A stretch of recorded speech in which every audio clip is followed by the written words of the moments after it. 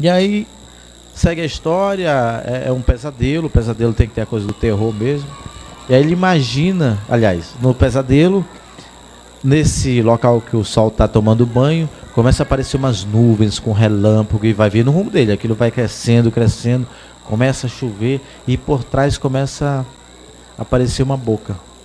E a boca vem comendo tudo. Come o lugar que o sol toma banho, vem comendo as serras, aquela mata inteira, e vem comendo e vem crescendo no rumo deles. E eles ficam paralisados de medo. Então, aqueles raios chegam, param perto da pedra e falam: se cair um raio aqui, vou morrer. Não tem jeito. Não pode fazer nada. Só mexe com os olhos. E aí, quando a boca chega, aquele menino vê aqueles dentões cheios de árvore pendurada e pedra e tal. Vão morrer. Se ela veio comendo tudo isso, imagine a gente vai comer, a gente não vai sentir nenhum sabor. E aí ele pensa no ser mais poderoso da terra que pode salvar. Para um menino de 6 anos, qual é esse ser mais poderoso? Hã? Não é o Criador, não é o Pai. Ah, ele corre para a mãe. E ele grita: mamãe, mamãe. A mãe acorda, vai lá: meu filho. Ah. E a mãe vai lá e embala ele. Foi só um sonho ruim, volte a dormir. Ah, mas fique aqui porque essa boca tal vai engolir. Não, você calma. Todo mundo acordou. E na manhã seguinte precisam saber o que aconteceu. E ele vai ter que contar. E quando ele conta que nesse sonho ele estava na laje do trovão, o pai já se toca: pô, já contei uma história, ele já sabe que não era para ir, porque eles foram pegos antes. Quando eles subiram, ele foi descoberto. Aí o pai já deu uma punição para eles. Aí o pai feliz da vida, né? Mais uma para eles aprenderem. Só que o moleque também entende isso. Fala: bom, já que ele está assim, eu vou perguntar para ele. Ele vai me responder, tem que me responder. Ele pergunta: pai, o que é a boca da noite? Aí o pai começa: a boca da noite separa o dia da noite, a gente dorme dentro, reúne a família para jantar. Boca da noite é isso. Convenceu? Ah, não convenceu. Mas pai, se tem boca, deve ter um corpo. Esse céu cheio de estrela é o céu da boca da noite? Aí o pai: não, filho, olha, céu é uma coisa, a boca da noite é outra, a estrela é outra. E ele começa a falar umas outras coisas. E ele está se preparando para ir trabalhar, como todo mundo vai, né? E ele fala: não, pai, mas se tem boca deve falar o que sente, boca tem que sentir o sabor, tem que chupar cana, tem que assobiar. E ele emenda com um monte de coisa. Aí o pai já está meio: ah, filho, e também serve para ficar calada também, para não meter o teu corpo em confusão. E aí ele já entende que não quer mais, não tem mais diálogo, né? E aí o pai completa. A maioria eu acho que é assim também. E vai perguntar para tua mãe. E quando vai para perguntar para a mãe, ele tira a responsabilidade e o moleque fala: poxa vida, eu não sei por que todas as vezes que a gente faz a pergunta pela segunda vez ele está fugindo, ele vai fugir. Ele some, vai para algum lugar. Não sei para onde, não sei porque ele foge. E aí ele olha para a mãe dele, vê a mãe lá com o menino no colo, com fogo, cozinhando alguma coisa, preocupado, outro correndo. Ele não vai perguntar para a mãe dele. Fala: não vou perguntar para minha mãe, tá cheio de coisa. E aí ele pensa no sol. Bom, eu acho que o sol tem alguma coisa a ver com isso. Vou fazer o seguinte: eu vou lá de novo na laje do trovão. E aí eu vou perguntar para ele. É criança, né? E se ele não me responder, o moleque se enche de coragem. Eu vou perguntar diretamente para a boca da noite. E assim finaliza a história, que é uma história que de fato não tem fim. Ela não tem foi, acabou. E foram felizes para sempre. Não tem. Mas é uma história poética. Ela trata dessa coisa da família, que o jantar reúne a família de fato, que a alimentação reúne a família. Ela não separa isso. Fala desse pai, dos pais que normalmente estão mais preocupados em colocar comida e tal do que agradar, aconselhar, apoiar, a ouvir, a compreender a criança. Aí joga para a mãe. Isso é muito comum no geral, né? Poucos têm essa... Por mim também, isso também vale para mim. Eu fiz pensando nessa parte, eu pensei, não, vai lá com a mamãe, que o papai está ocupado aqui, o papai está concentrado, senão eu não consigo fazer. E aí vai lá para a mãe. Então é um livro bonito, com uma ilustração mágica da Graça, que Graça, na época, ela leu, gostou muito do texto, ela falou assim, olha, encontrei ela, falou, olha, que texto despretensioso, que texto bonito, não tem nada a ver com edital, não tem nada a ver com venda, não tem nada a ver, é um texto livre, simples, bonito, poético. Aí ela bateu no meu ombro e falou assim, não se preocupa não que eu vou ilustrar, porque a editora já tinha me falado, na Graça é cara, mas vamos tentar. Ela gostou do texto. E eu fui num evento na Biblioteca Nacional exatamente para encontrar ela, para ouvir ela, porque eu sabia que ela ia fazer, mas a gente não tinha se encontrado ainda, a proposta. Então, ela falou isso, eu imaginei, ela vai baixar o preço. E ela baixou o preço e fez a ilustração. E fez todo o trabalho gráfico, mas a editora que a gente tinha acordado primeiro, terminou querendo fazer alguma coisinha na parte gráfica. Aí a Graça não se amarrou, não. E aí o texto ficou enrolado com a editora e passou, depois de um ano e pico, quase 2 anos. Estava parado, né? E eu preocupado porque eu estava pronto o trabalho. E aí eu, conversando com a editora, mandando e-mail, falei, olha, por favor, libera esse texto, libera essa história, porque já está pronta, ela precisa ir embora. Ela não vai ficar aí com vocês. Deixa ela ir embora. Ela precisa partir, ela precisa cumprir a missão dela. E aí foi quando a editora falou, está liberado. E aí conseguimos, junto com a Graça, a Zite, a editora Zite, que já pegou, e aí fez a publicação ano passado. Ele recebeu o selo altamente recomendável da Fundação, entrou no catálogo de Bolonha. Uma das ilustrações foi capa do catálogo de Bolonha, eu não sei, acho que é anterior, talvez. Essa aqui foi capa do catálogo de Bolonha de 2016. E aí eu até fiquei feliz, assim. Aí eu falei, a Graça postou, eu falei, Graça, parabéns, está linda. Ela falou, cara, se não tiver o texto, não faz. Se isso não for de alma, não faz. Então é a gente, não é? E é isso. E esse ano, com apoio de, sei lá, de muita gente, sei lá, de muitas energias, ou do próprio caminho que ele tem que fazer, eu recebi o convite do Itamaraty para ir para o Salão de Gotemburgo, na Suécia, em setembro, para fazer 2 falas no salão. E o livro foi traduzido para sueco, e vou fazer o lançamento lá no Salão de Gotemburgo no final de setembro, passagem comprada, liberado para fazer o tal intercâmbio. E ele está seguindo, ganhou esses 2 prêmios, e ele está seguindo, vai seguir. Hã? Patroa liberou? Quem que liberou? Mas é isso, gente, o livro está bonito, a gente vive nessa dificuldade que esse país está vivendo, e livro sempre foi problema. O Daniel que já deve viver de livro, que tem mais de 50, mas a gente não costuma viver de livros, só se tu vende muito. A gente vive de falas, é isso que mantém a gente, mas livro não. Se vocês comprar 1.000, é 7,5% por 1.000, vem R$75 para mim. Daqui que a gente comprar R$1.000 de livro, demora um pouco, né? Então não a realidade de autor, é mais ou menos isso. Sei que você já tem uma vida.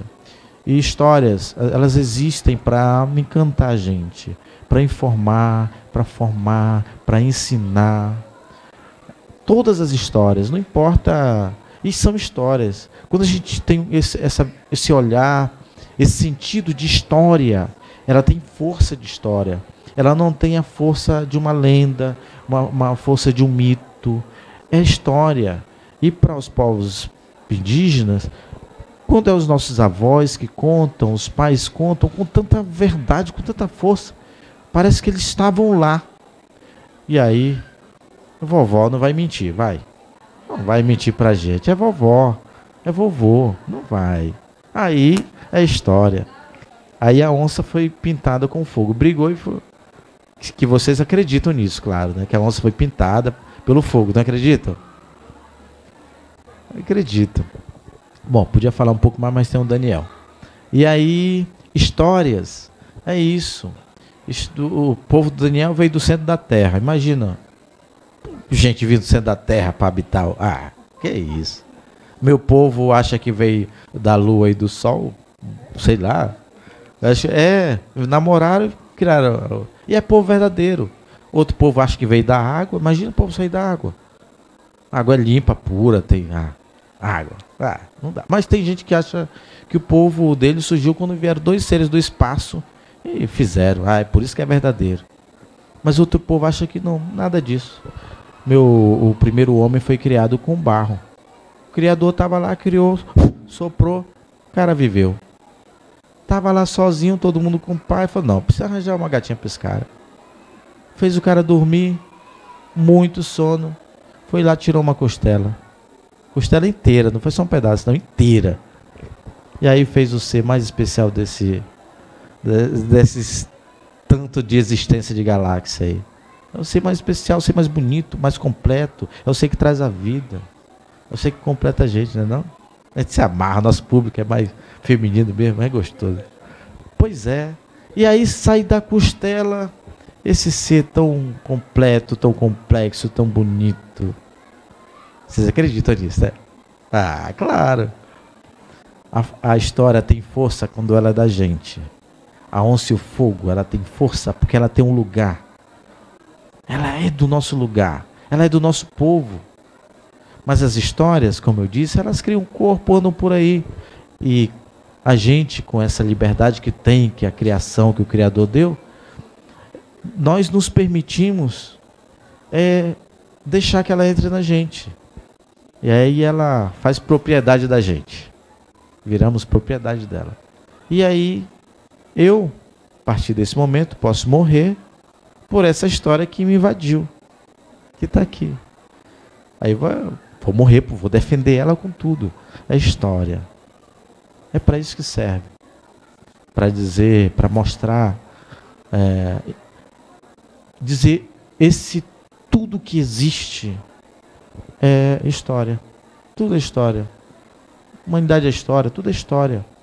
E elas simplesmente são para isso. E elas só entram na gente quando você está livre para receber. Senão, uma história. E tem a última coisa, a história só deixa a gente contar ela quando ela também quer. Porque eu escrevo história que eu não consigo contar. Criei até um grupo de contador de história chamado Macunai Contos para contar sapatos trocados. Eu sei a fala da atriz, sei a minha fala, até a coisa do músico. Mas eu sozinho ela não me deixou contar. Mas quem sabe um dia desse. Histórias são histórias, existem para nos manter de olho em tudo e nos manter como gente, como seres cheios de tudo. Obrigado.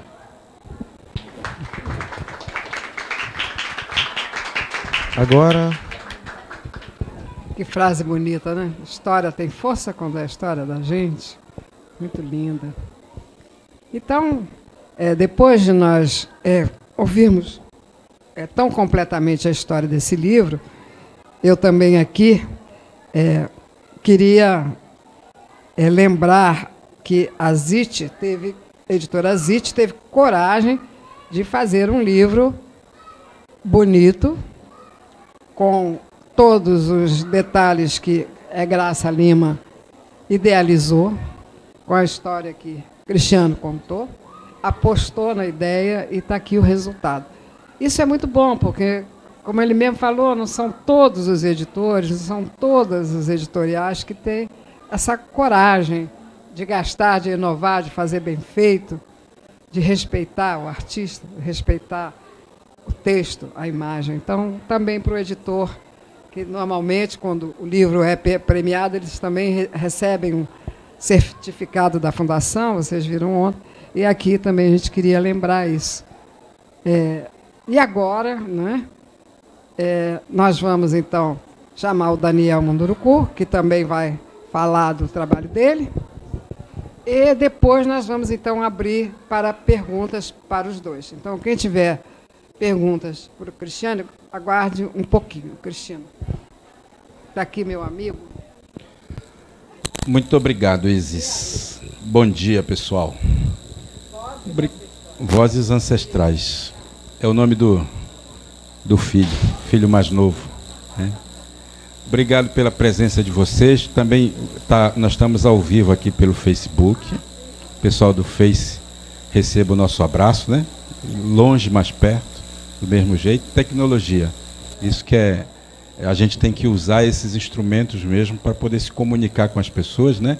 E as populações indígenas sabem fazer isso muito bem, inclusive sem se apegar tanto a elas, o que é mais sábio, né?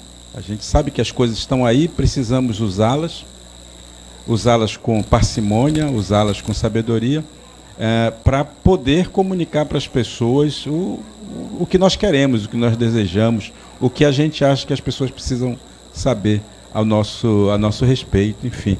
E as populações indígenas têm feito isso ao longo dos seus 517 anos de contato com a sociedade brasileira. As pessoas, inclusive, às vezes, acham que a gente deixa de ser índio, como elas costumam dizer, né? Só porque a gente usa um iPhone, porque a gente usa a internet, ou só porque a gente dirige carro, ou tem alguns bens, né? A gente deixa de ser, porque o imaginário das pessoas está sempre no passado. Enquanto as pessoas estão com o imaginário no passado, nós estamos sempre no presente. Ou quando a ideia e a vontade das pessoas é entender o futuro, nós estamos sempre no presente, né? Nós estamos aqui e agora. Então, usar as tecnologias, usar esses meios de comunicação, é uma forma de a gente mostrar para a sociedade brasileira que nós somos seres do presente, né? Nós estamos agora, nós somos seus contemporâneos. Então, como contemporâneos, nós não podemos deixar de usar essas ferramentas. Senão nós estamos, inclusive, digamos, negando todo o espírito que os nossos ancestrais deixaram para a gente, né? Nós temos que ser seres de hoje. O passado é sempre memória, e é importante a gente trazer a memória para o nosso dia, para o nosso cotidiano, que afinal de contas é a memória que diz da onde a gente veio, o que a gente faz nesse mundo, qual o sentido da nossa existência, né? Esse olhar para o passado não é para nos manter no passado, mas é para a gente poder atualizar o nosso presente. Por isso o pensamento indígena, ou em função disso, não sei, o pensamento indígena é um pensamento circular, né?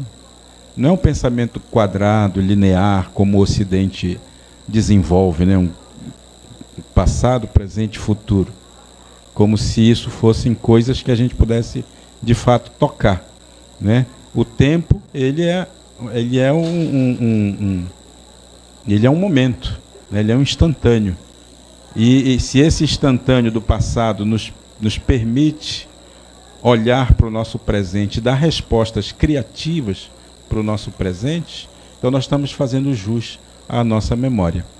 Por outro lado, se a gente fica muito preso ao que ainda vai vir, e a gente joga todas as nossas energias construindo um futuro para a gente viver um dia, a gente esquece de viver o hoje, que é o único tempo, efetivamente, que nós temos.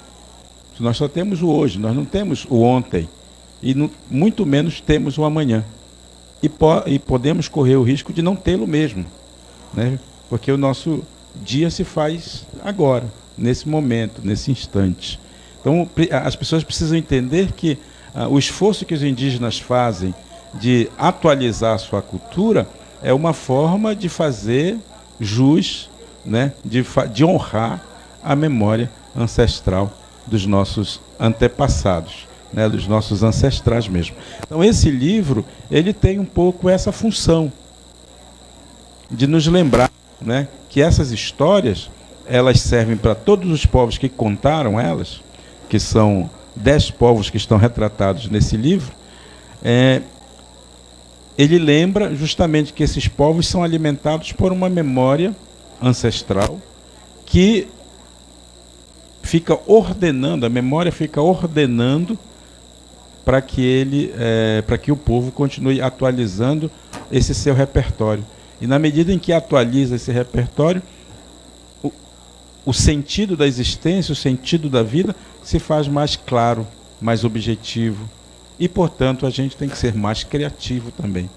Não é? Tem gente, às vezes, me pergunta assim, se é mais fácil viver na aldeia, porque não tem tanta tecnologia, não tem tanta necessidade, ou é mais fácil viver na cidade.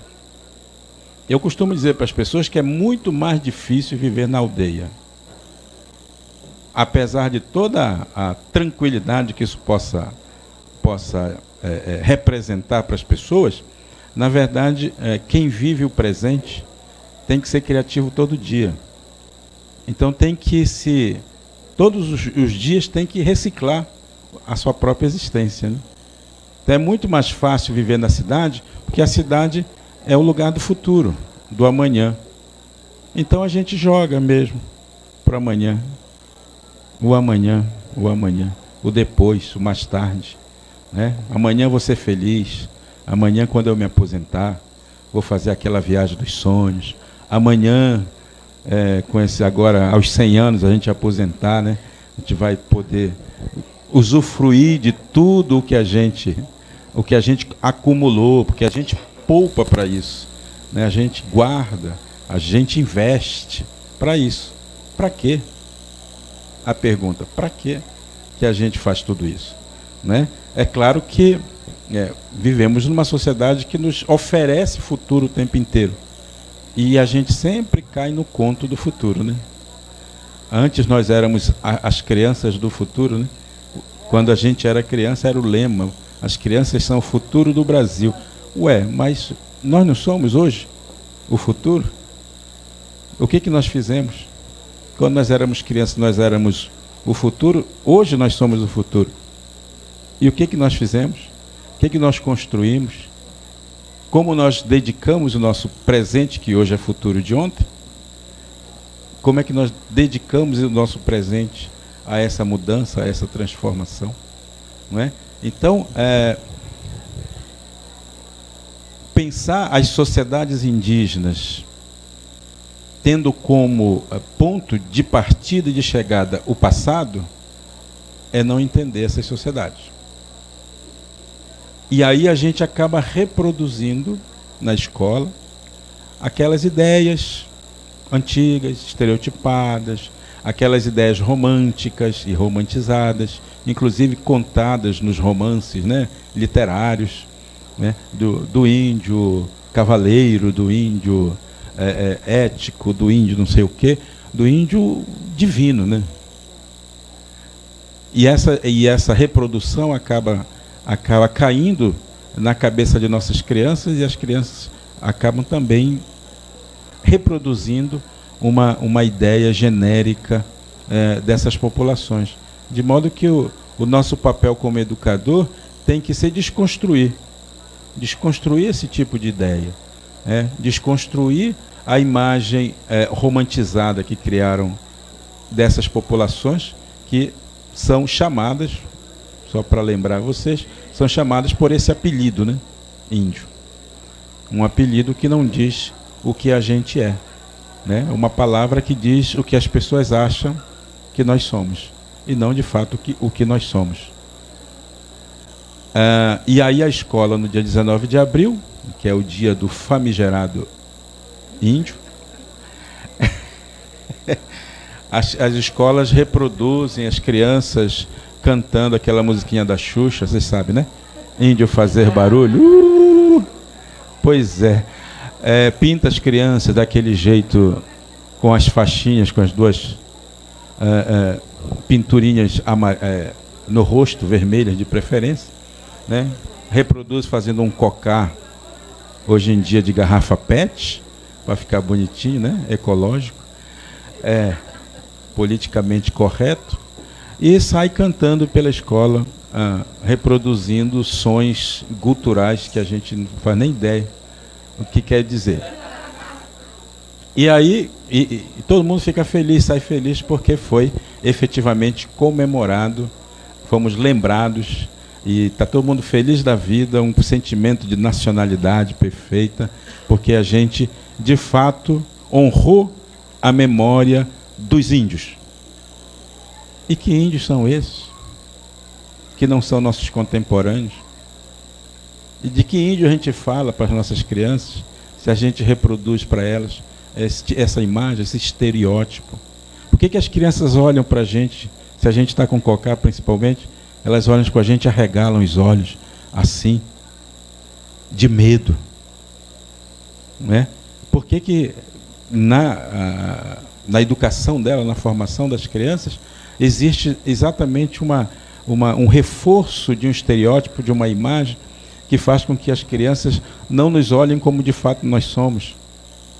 Estranhos, é verdade. Esquisitos, é verdade, para o olhar, né, do outro. Mas perfeitamente normais e naturais dentro do nosso próprio olhar. Por que a escola não consegue inverter esse olhar? E fazer com que elas olhem para si mesmas e vejam o estranho que elas são. Os estranhos que as crianças são, né?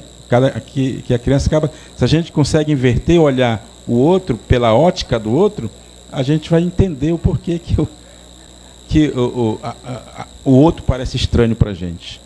Eu costumo dizer para as crianças, quando eu brinco com elas, né? Quando eu falo com elas, quando eu faço uma apresentação, né? Justamente isso, né? Pode parecer esquisito, e eles acham muito estranho, que quando eles perguntam o que os índios comem, as crianças índias comem lá na floresta, a gente diz, come carne de macaco assada, né? Come peixe. Aí quando fala de carne de macaco, então elas fazem uma cara assim, credo. E aí eu conto para elas que um dia eu levei uma comida lá para a aldeia, uma comida da cidade, e preparei essa comida, essas comidas instantâneas, né, que vocês conhecem. E fui preparar, não contei o que era, e preparei essa sopinha lá, né, e fui servir para as crianças sem dizer o que tinha dentro delas. Claro que eu queria ver qual seria a reação delas. Bom, levei miojo, né? Então, eu fiz a sopinha, preparei e dei na cuia, claro, para as crianças lá. E elas tomavam, e vocês não imaginam a cara que elas faziam.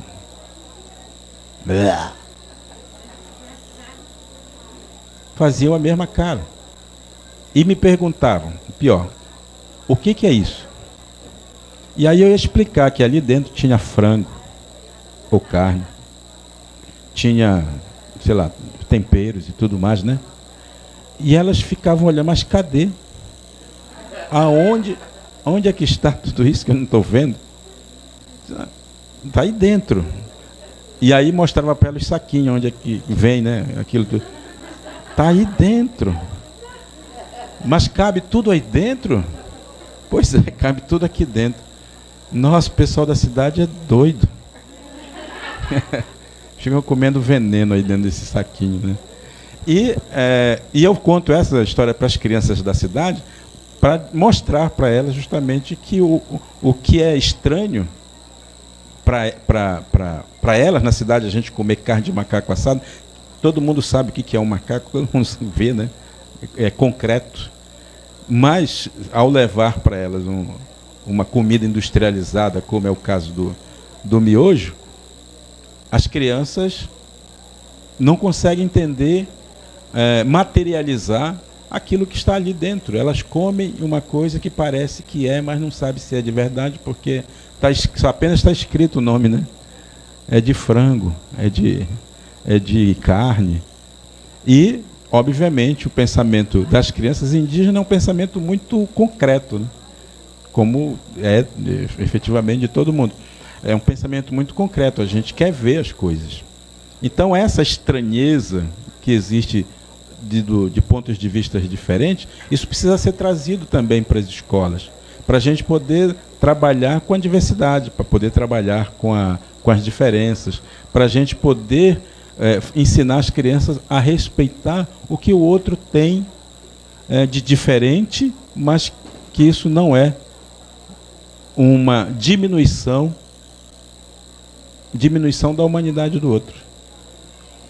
Né? Então isso é fundamental a gente ir construindo dentro dessa desconstrução que a gente precisa fazer do conceito romantizado, do conceito genérico do índio, né? A gente precisa fazer isso e colocar no lugar disso um ser concreto, um ser real, um ser contemporâneo, que não pode causar estranhamento para alguém, se alguém ler essa biografia. Todo mundo recebeu isso aqui, né? Lê assim, mas o cara é doutor em educação. Então, se ele é doutor de educação, ele não pode ser índio de verdade, né? Se ele escreveu 50 livros, ele não pode ser índio de verdade. Porque é o que acompanha o estereótipo. Já que o estereótipo está ligado a uma formatação mental, né? A um jeito de olhar a pessoa, olhar um determinado segmento, na medida em que as informações fogem daquele formato, a gente já começa a se dar o direito de julgar o outro. Então, se ele faz isso, ele não pode ser isso. Porque a gente quer mesmo que ele seja isso. A gente quer que ele seja atrasado, a gente quer que ele seja preguiçoso, a gente quer que ele seja... Porque essa é a nossa imagem, a imagem construída. E o que a gente tem que fazer? Desconstruir. E mostrar que a contemporaneidade nossa não nos permite viver como o século XVI. Porque estão roubando as nossas terras, estão poluindo os nossos rios, estão destruindo as florestas, estão acabando com a nossa biodiversidade, estão jogando boi em cima das nossas matas, construindo hidrelétricas em cima dos nossos rios, né? Porque as pessoas da cidade do século XXI olham para a natureza e veem dinheiro. As populações indígenas olham para essa mesma floresta e veem magia. E veem mística. E veem uma porção de outras coisas. E é por isso que essas populações lutam, resistem para manter suas culturas vivas. Não que não gostem de dinheiro, não que não gostem de benefícios da sociedade tecnológica. Claro que gostam, todos nós gostamos. Mas a nossa luta e a nossa briga é para a gente poder fazer isso de uma maneira consciente. Porque nós estamos colocando um planeta inteiro a perder, né, em função desse crescimento enlouquecido, dessa busca ensandecida por riquezas, por exploração mineral, né, por uma sociedade da comunicação que exige o tempo inteiro a destruição do meio ambiente. Então, nós somos seres desse século XXI. E se nós estamos combatendo para nos mantermos conforme a nossa tradição, nós estamos fazendo isso pelo Brasil. As pessoas não se dão conta disso, mas enquanto as populações indígenas estão lutando para se manterem vivas, elas estão lutando para manter a configuração ecológica que o Brasil tem, a riqueza mineral que o Brasil tem. A gente pensa que é só porque são pessoas que não sabem o que fazer com a própria terra. E a maioria das pessoas usa o discurso do índio que tem muita terra e pouco índio sobre ela, que nós precisamos avançar sobre esses territórios para construir uma sociedade para todo mundo. Mentira! Vocês sabem disso? São 3 ou 4 grupos, é até ruim falar em grupos hoje em dia, né? São 3 ou 4 grupos econômicos que enriquecem cada vez mais a base de vocês sabem o quê, né? Da corrupção, da compra das pessoas, né? E destrói todos os bens de uma sociedade, de um povo, né? Somos nós, povo brasileiro. Então as populações indígenas, as únicas que resistem sem querer usar a terra para benefício próprio, para riqueza própria, né? Benefício próprio, sim, no sentido da existência da cultura, né? Mas não pensando em transformar isso em produto para se vender, né? Então, isso tudo, pessoal, precisa ficar muito claro na mente, na cabeça das nossas crianças, né? Educar as nossas crianças para esse olhar, para aguçar o seu olhar para a nossa realidade hoje, nossa realidade contemporânea, né? Chega de pensar nas crianças como seres do futuro. Nós temos que pensar nas crianças como seres do presente, porque é provável que, se continuar assim, elas não terão mesmo futuro nenhum para ver. Tá bom? Bom, não vou me alongar muito nisso, senão eu vou chorar. Eu não quero chorar. Mas eu queria... Só um minutinho, mais um minutinho, por favor, da sua atenção. Além desse livro que ganhou esse prêmio lindo, maravilhoso, eu lancei ano passado esse outro livro aqui também, que ganhou o selo altamente recomendável da Fundação. Memórias de Índio é o nome do livro, aqui para o Facebook, olha aí. Memórias de Índio, uma autobiografia. Tá? É um livro que, ano passado, eu completei 20 anos do fazer literário, por isso vocês receberam também esse catálogo especialmente feito para essa ocasião. E esse livro conta um pouco a minha trajetória nesses 20 anos de literatura, não dos 20 anos em si, mas é também um passeio às minhas memórias. Por isso, chama-se Memórias de Índio, que foi uma brincadeira com histórias de índio, que foi meu primeiro livro que eu lancei 20 anos atrás. A palavra índio eu já nem uso tanto hoje, né? Vocês já sabem por quê, mas eu quis fazer uma brincadeira, assim, uma ligação entre o meu princípio literário e o meu atual momento literário. Não é o fim, não, ainda. O meu atual momento literário, que é esse. A editora Edelbra é do sul do Brasil, ela não está presente aqui no salão. Eu trouxe, inclusive, uma meia dúzia desses livros, se alguém estiver interessado depois em adquirir diretamente comigo. Tá?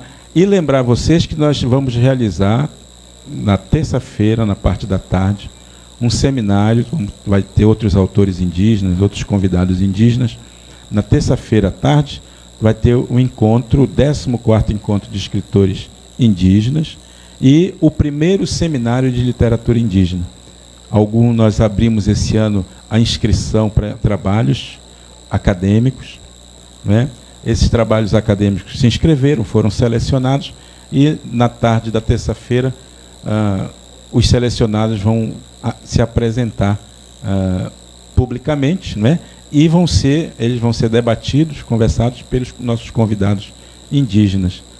Aí eles, né, são trabalhos que falam sobre literatura indígena, sobre educação, né, sobre esse movimento literário e educativo das populações indígenas. Então a gente vai fazer esse bate-bola com os acadêmicos que tiveram seus trabalhos selecionados. A gente recebeu aí cerca de 13 trabalhos inscritos. Não representa a produção, né, acadêmica que tem no Brasil, tem muito mais coisa.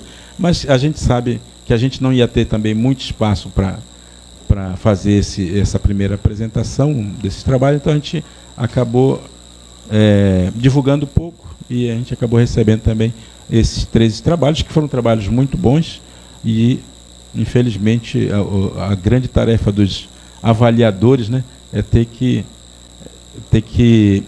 escolher. E a gente acabou escolhendo 5 ou 6 trabalhos, acho que são 6 trabalhos, que serão apresentados na terça-feira. Vocês estão convidadíssimos tem que fazer a inscrição, não esqueçam. E tem que fazer a inscrição, e toda inscrição quase sempre tem um investimento. Mas aí vocês conversam com a Fundação do Livro, porque o nosso seminário acontece dentro do seminário da Fundação, né? Então nós estamos hospedados, nós somos já há 14 anos hóspedes VIPs do seminário da Fundação. Isso para nós é uma grande honra. Vamos abrir umas perguntas? Então, depois dessa fala maravilhosa do Cristino e do Daniel, vocês estão livres para fazer algumas perguntas. Eu não sei o horário. Quem está coordenando o horário? Até que horas? Você sabe, Marisa? Hein? Quanto tempo? Né? Quanto? Então, se você quer perguntar, então... Da gravação. Não, eu sou tímido. Parece minha voz. Bom dia. Eu queria fazer uma pergunta que, assim, a fala dos dois me provocou muitas reflexões que acho que ou um ou outro podem me abrir assim, os caminhos. Meu nome é Vitor Hugo, eu trabalho como mediador de leitura dentro de uma escola. Eu trabalhava como educador numa biblioteca que fechou recentemente aqui no centro do Rio.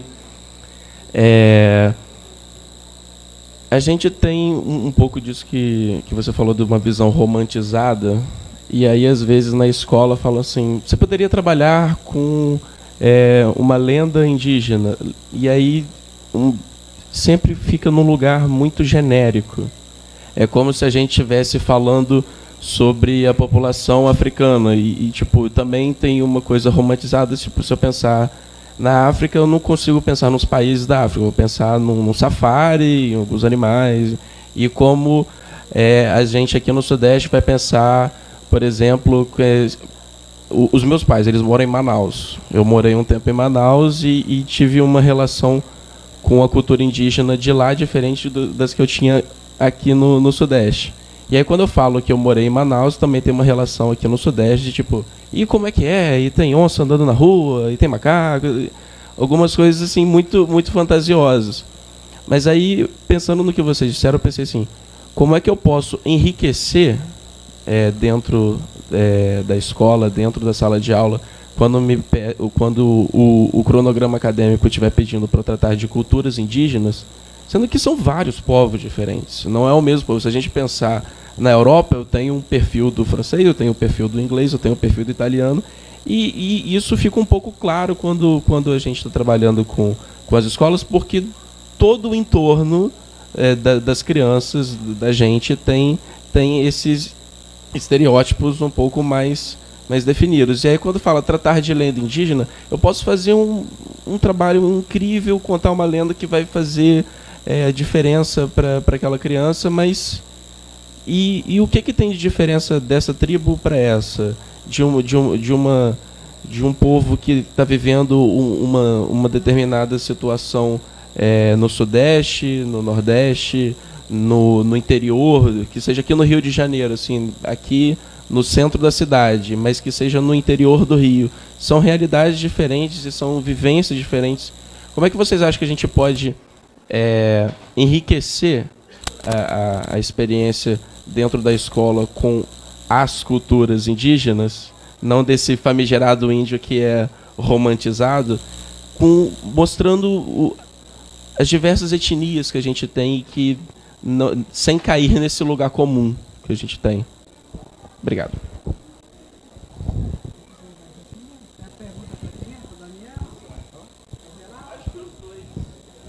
Bom, vou tentar não ser muito prolixo. Eu tenho um péssimo hábito de falar demais. Quando pego o microfone, então, assim, que aí fico mais ainda empolgado. Mas eu diria o seguinte, a gente tem, de fato, um hábito muito, muito comum na educação, na escola, que é generalizar. Né? As pessoas também perguntam para a gente como é que é o casamento do índio, como é a religião do índio, etc. Quando as pessoas fazem esse tipo de pergunta, naturalmente a gente se arrepia, porque é o tipo de pergunta que não dá para responder. Porque se eu tentar responder, eu vou cair novamente na generalização. E aí eu tenho que esclarecer as pessoas de que não posso falar de uma maneira genericamente sobre casamento, porque nós temos só 305 povos diferentes. Eu não posso falar da religião do índio, a não ser que eu queira assim mistificar demais, a não ser que eu queira alimentar o estereótipo e alimentar a imaginação, o imaginário e tal e tal. Eu não posso ficar falando de uma religião que, aliás, nem existe. E que a gente fala de religião, essa palavra cabe muito bem para uma sociedade complexa como a sociedade ocidental, as sociedades ocidentais. Mas quando a gente fala da sociedade Munduruku, por exemplo, não dá para falar de religião Munduruku. Embora tenha até livros que escrevam sobre isso, né? Querendo colocar uma base religiosa naquilo que o nosso povo, que meu povo acredita. E você sabe que religião é uma invenção, aquilo que o Cristino estava contando sobre o surgimento do homem, né, a partir do barro e tudo mais, que vem toda uma história por trás disso, que é do rompimento que houve entre os homens e Deus. O tal do Jardim do Éden, né? O Adão e a Eva que romperam o pacto com a divindade, e a divindade os condenou a trabalhar, né? Os condenou a serem lascados pro resto da vida, né? E aí, o que é o princípio da religião? É o religamento. A religião existe como ponto de ligação entre a divindade, que foi embora porque se invocou com Adão, e o Adão, que somos nós todos, que fomos rompidos, que rompemos esse nosso encontro bonito, paradisíaco. A religião serve para esse tipo de ligação, né? Por isso é religião, religare, né? Religar. Enquanto que nas sociedades indígenas, eu costumo dizer, a gente nunca brigou com Deus. A gente nunca fugiu do paraíso. Então nós não temos necessidade de religar nada. Nós já estamos ligados, continuamos ligados, conectados com o universo, com o mundo. Somos seres legais, conectados, bacanas. Deus continua caminhando com a gente no mesmo jardim. Então, quando coloca a coisa... Por isso que a religião é uma afronta. A religião institucionalizada é uma afronta das sociedades indígenas. Porque ela traz a violência para dentro. Foi ela que criou o rompimento, né? Então, quando a gente pensa dessa maneira, então responder sobre religião perde sentido, né? Perde sentido. Então, isso para te dar um exemplo. Quando fala das lendas indígenas, por exemplo, não existem lendas indígenas, né? Existem as nossas histórias, as nossas narrativas. Porque a lenda está ligada a folclore, está ligado ao imaginário. Lenda é o Saci Pererê, que as pessoas dizem, né? Curupira, que para nós é uma realidade. Então, para o indígena nunca vai dizer que esse espírito da natureza é uma lenda. Não, ele está lá, ele continua sapeca, ele continua atraindo a gente para as armadilhas. Ele existe, ele está lá. Então não é uma lenda para uma sociedade que olha de fora e diz assim, aquilo lá é uma invenção só que eles fazem para colocar medo nas pessoas. Não é para isso que serve uma lenda? Para a gente criar o imaginário nas pessoas? Então, quando a gente pensa nas narrativas indígenas, a gente tem que pensar em realidades. São realidades. Levar para as crianças essa realidade, é claro, exige um certo domínio dessas histórias. E mais do que isso. E é a minha grande questão, por exemplo, com os contadores de histórias. A gente tem que acreditar nelas. Senão vira teatro. Não vira teatro. Aí as pessoas contam uma história como se estivessem contando teatro. Obviamente que eu entendo, sociedade, tarará, não tem nada a ver com a crença delas. Mas, minimamente, a gente tem que entender que aquelas narrativas contadas por determinados povos têm um sentido real para elas. Então, não basta você contar da boca para fora, né? Então, uma das coisas boas de fazer é contar as histórias sem dizer as origens dela. Conta uma história Munduruku sem dizer que é Munduruku, por exemplo. Conta uma história Wapixana sem dizer que é Wapixana. Deixa essa informação para depois, por exemplo. E deixa um pouco o imaginário das crianças viajarem um pouquinho. Porque, na verdade, é como a gente conta as histórias. Não é? Por que criança gosta tanto de ouvir história? Criança pequena, sobretudo. Por que elas gostam? Vocês sabem? Porque as crianças têm um pensamento circular. E o pensamento circular, que é o pensamento ancestral, né? Ele precisa o tempo inteiro da repetição, para ele formando o conjunto, o todo.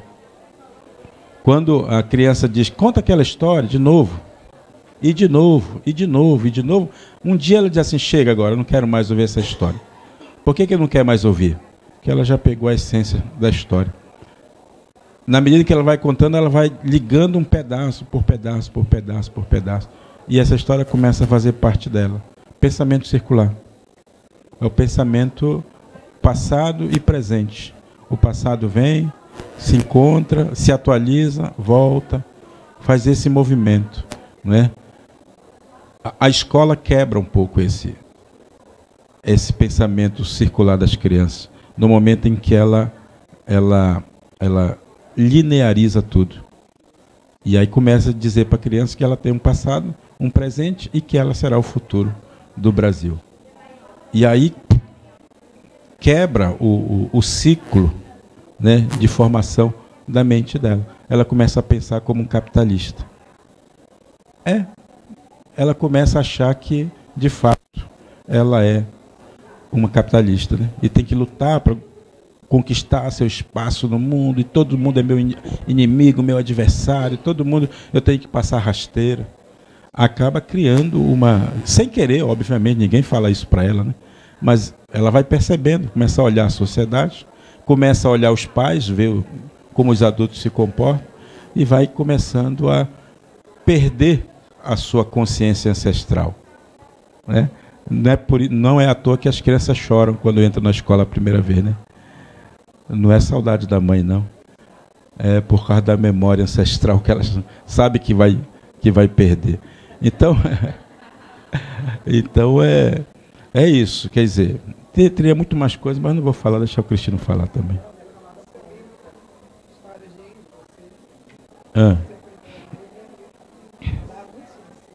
Sim. É verdade que os livros que eu já escrevi, eu escrevi mais de 50 livros, né? Vocês viram aí. E desse caminho de 20 anos de literatura, eu já escrevi sobre a temática indígena, de trás para frente, de frente para trás. Ainda tem muita coisa a ser dito, é verdade, mas eu estou deixando para o Cristino fazer isso um pouco também. Tem muita coisa a ser dito, mas, de fato, no meu primeiro livro, Histórias de Índio, quando eu lancei 20 anos atrás, ele já trazia um pouco as respostas para algumas dessas questões. Porque eu contava histórias para as crianças, né? De fato, assim. E a minha ideia era responder algumas dessas perguntas, algumas dessas questões que as crianças traziam consigo, né? Quem são os tais índios, de onde vêm, o que eles comem, aonde é que eles fazem cocô, né? E isso é o mais interessante. Eles perguntavam, e depois? Como é que eles limpam? Depois que faz? Isso é mais assim impactante. E as crianças são curiosíssimas para fazer esse tipo de pergunta. E nessa história, obviamente que eu não falo disso nesse livro, mas a ideia era mostrar o cotidiano de uma criança indígena, né? Vivendo lá no meio da floresta, do momento que ela nasce até o momento que ela se torna adulta, por volta dos seus 15 anos de idade. É isso. Tá bom? Mais.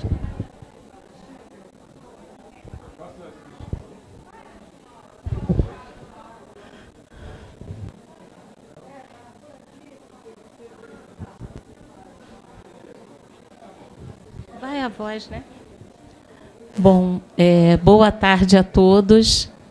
Meu nome é Naara e estou muito contente de estar aqui. Queria ter vindo ontem, mas fiquei com receio de descer, que eu moro em Petrópolis, e ouvindo o que estava acontecendo no Rio de manhã cedinho, eu não vi. E que bom que eu tive a oportunidade de estar com os dois juntos.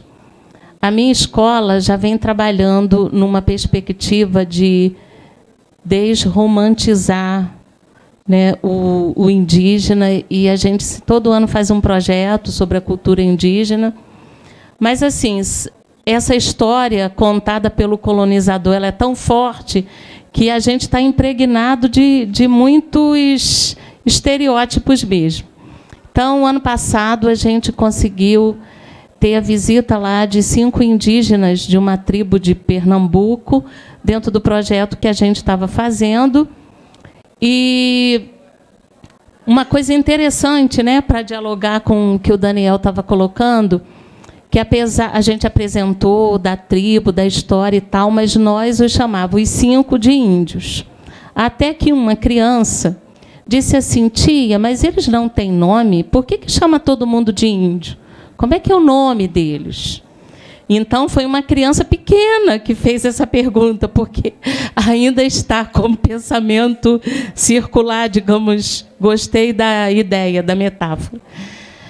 Então, nós passamos isso para eles, eles falaram dos nomes, né, das histórias dos nomes, e nós perguntamos qual era a relação deles com o nome índio. Eles disseram que, para eles, não dizia nada, mas eles não se importavam, mas preferiam que os chamassem de indígena.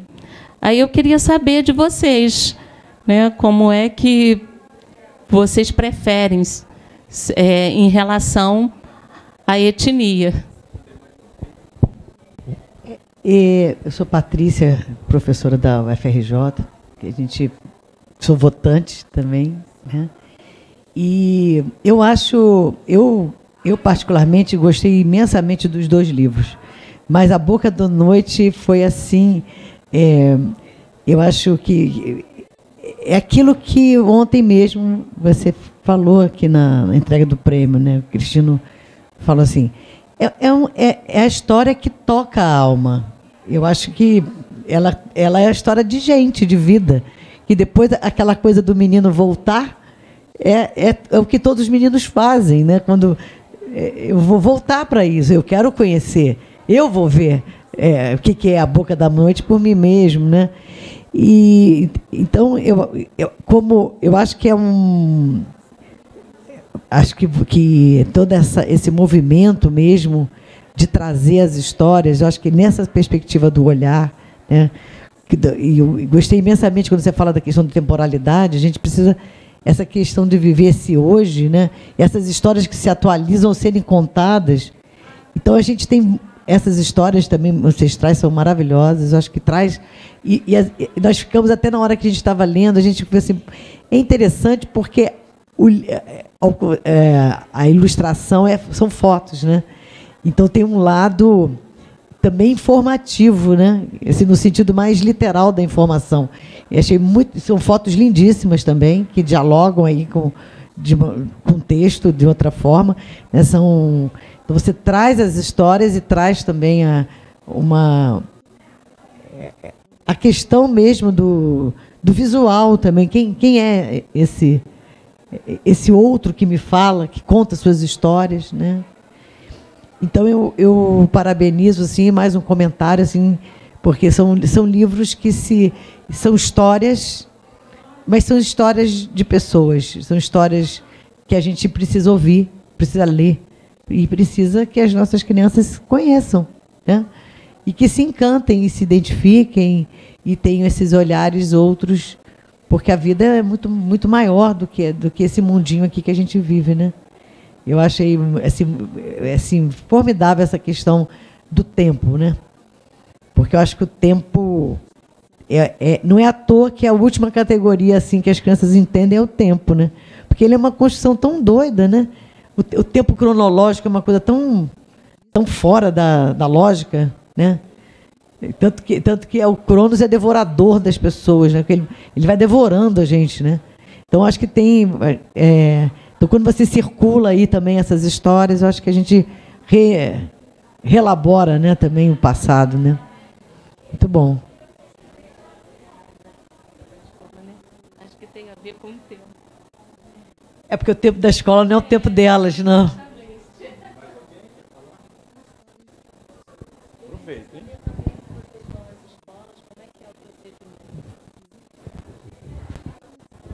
Obrigado. Teu nome é? Patrícia, obrigado. Que bom que gostou. Eu também gostei. Eu tenho mania de escrever, aí quando tá pronto, deixo de ler.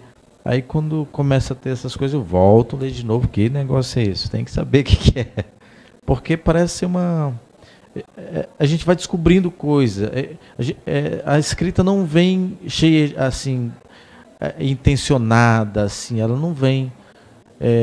Quando você fala dessa volta, depois que eu percebi que esse menino volta à primeira cena da pedra por 3 vezes. Por que ele volta? Eu não sei explicar. Mas ele voltou. Entende? Volta isso. O que eu fiz, assim, consciente, eu queria fazer essa coisa do pai mesmo. Do pai jogar a responsabilidade para a mãe. Isso foi intencional meu. Mas essas outras partes... mais poética do menino do sol tomando banho, isso aí já não foi. Foi chegando e fui colocando. E foi um texto que eu fiz, vamos dizer que eu fiz num dia só. Foi. Aí só veio a revisão depois. Sobre na escola, vamos.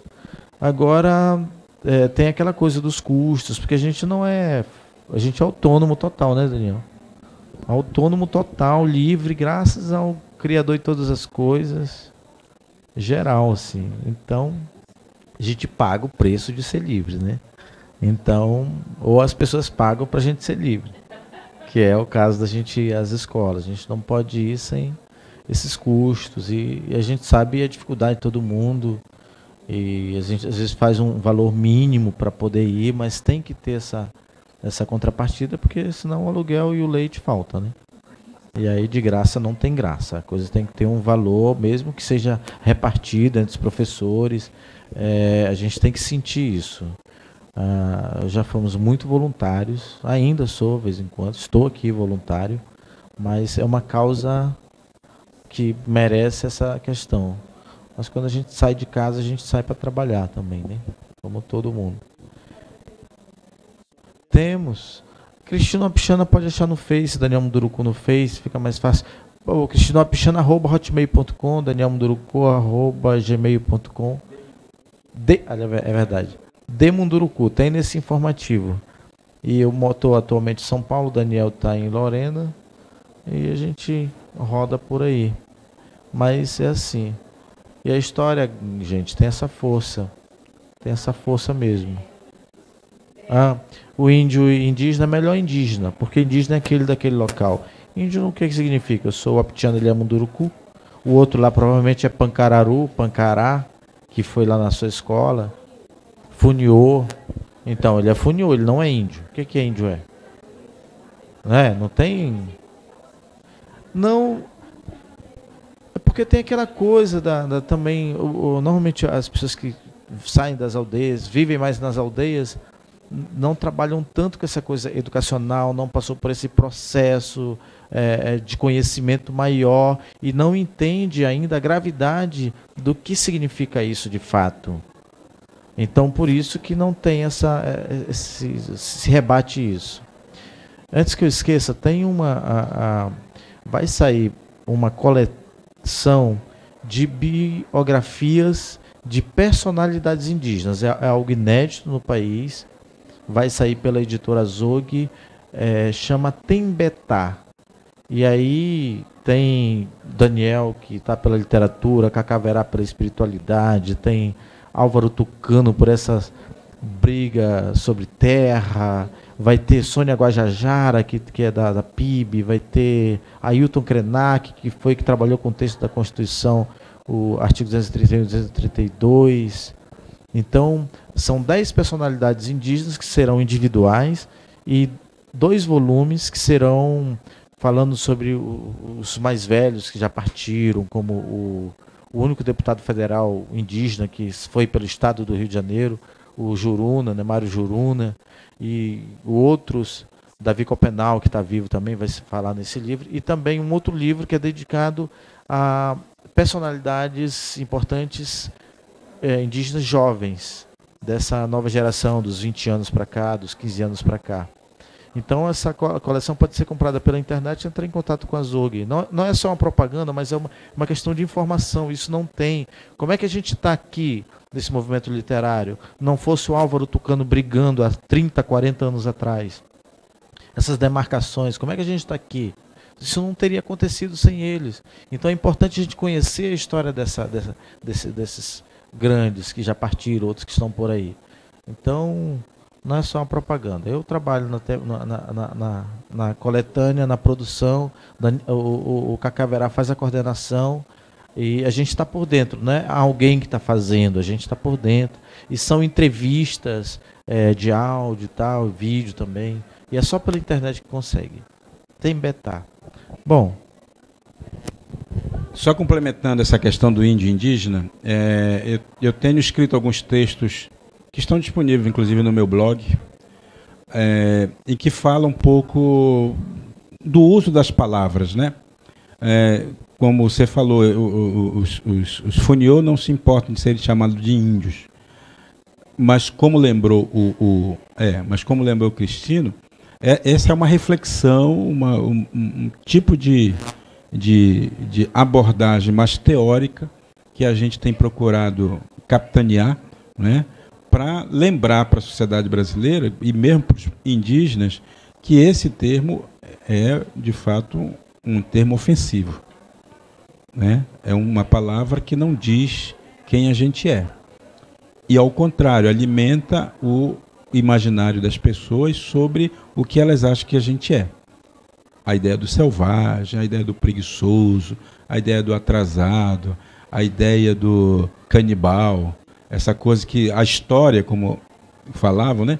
Que é o livro de história ainda carrega consigo, porque apresenta imagens do século XVI, e são essas imagens preferidas, que vêm nos livros didáticos, elas alimentam nas crianças uma visão absolutamente torta sobre o que seriam aqueles povos. Porque também não aprofunda, mostra a imagem e não aprofunda. É claro, crianças de 11 anos que começam a estudar a história do Brasil não têm ainda cabeça para enfrentar esse tipo de informação, né? E aí fica só joga a imagem, só joga a informação, a história contada pelo colonizador, de fato, né? E aí, nisso, a criança cresce com essa mentalidade, depois fica muito difícil limpar isso. Porque tem esse lado romântico do o índio é uma maravilha, vive lá no meio da floresta, feliz da vida, balança na rede o dia inteiro, fica coçando o pé, né? Fica lá no bem bom da vida, por isso é meio preguiçoso também. Então, isso aí, gente, é pura ideologia. É claro que os mineradores vão explorar em cima disso. Os latifundiários querem a terra justificando a preguiça dos índios. Os índios têm que ser preguiçosos, são preguiçosos. Eles têm que virar gente que nem a gente, sabe? Ser civilizados. Então, quando bombardeia a sociedade brasileira, bombardeia em cima dessas imagens estereotipadas, desses preconceitos.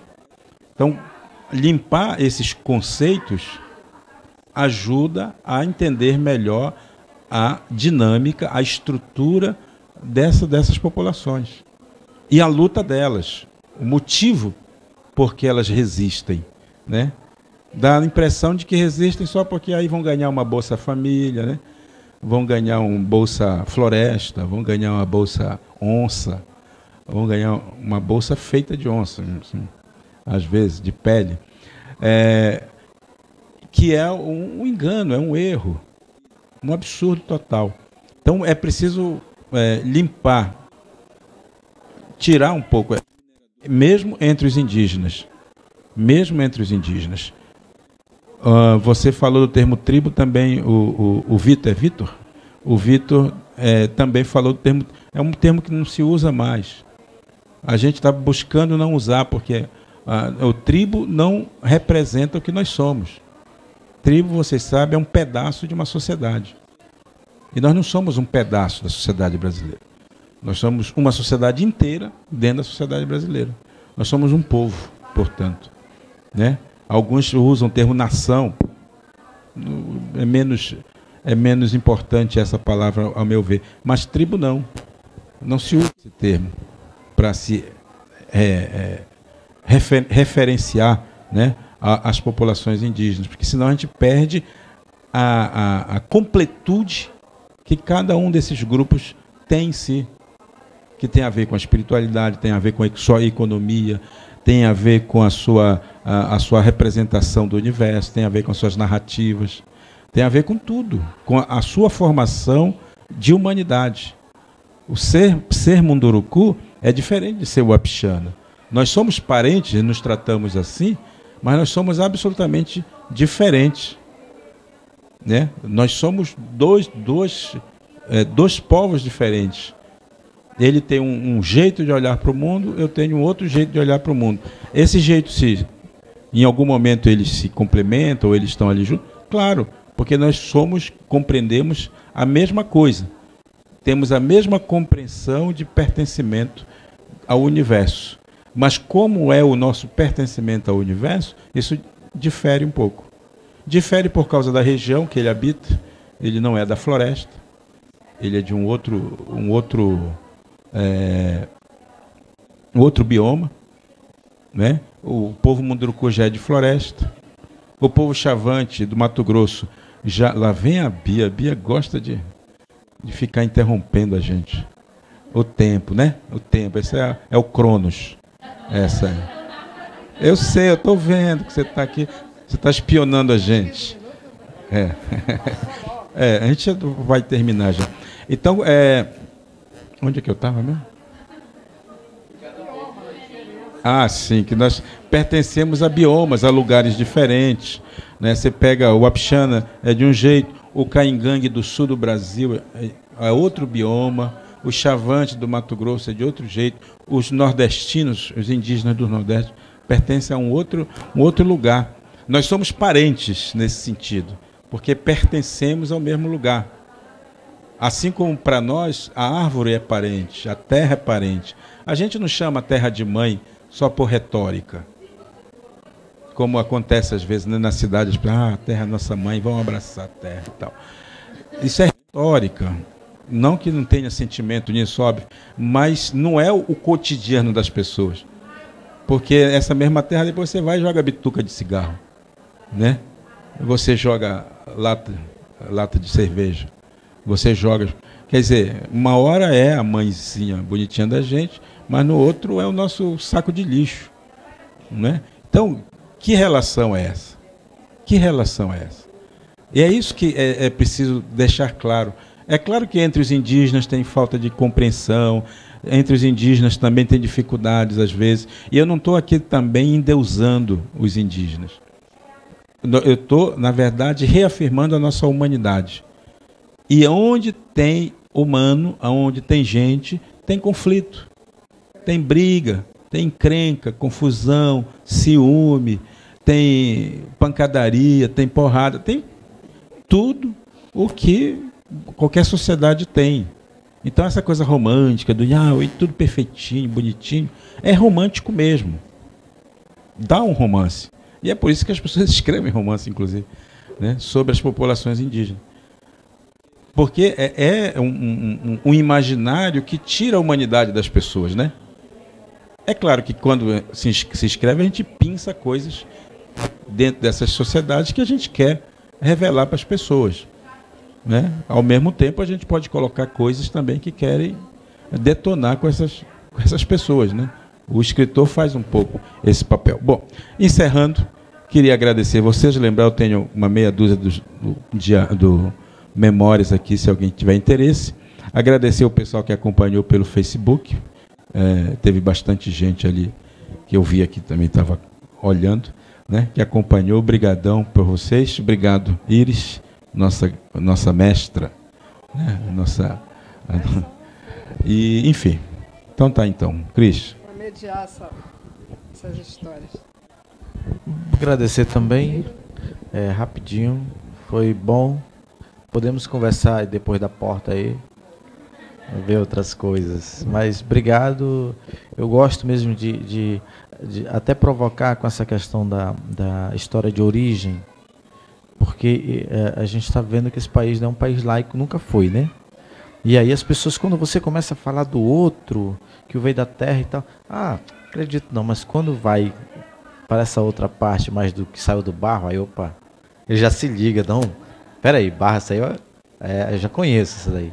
Então dá para trabalhar um pouco essa coisa do outro ter o lugar, né, ter o mesmo direito. Então, obrigado. Obrigada a todos vocês. Estamos então encerrando esta mesa agora, outras virão, né? E foi muito bom.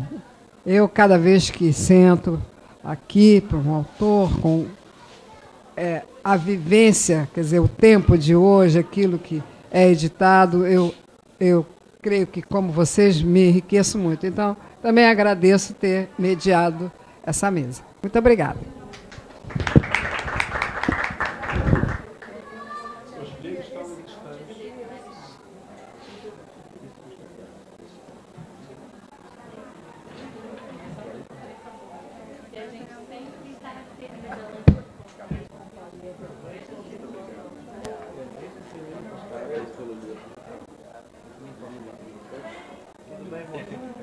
Prazer, parabéns.